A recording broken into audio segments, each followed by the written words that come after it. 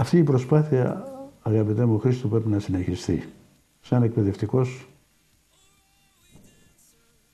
επειδή ξεκίνησα από νεαρός δάσκαλος να μελετώ την παράδοση και την ιστορία του Βοήου, θεωρώ ότι είναι αναγκαίο αυτή η προσπάθεια να συνεχιστεί και από τις επερχόμενες γενιές. Βεβαίως υπάρχει μία δυσκολία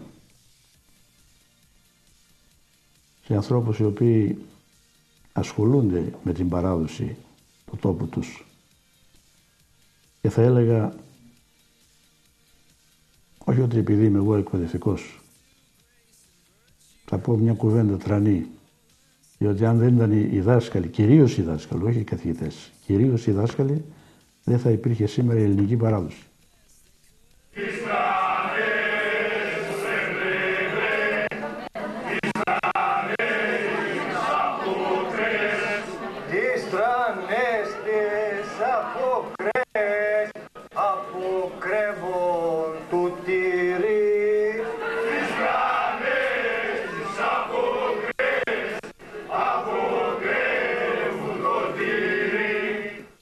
Η εσωτερική μετανάστευση στην εποχή μας άλλαξε δραματικά.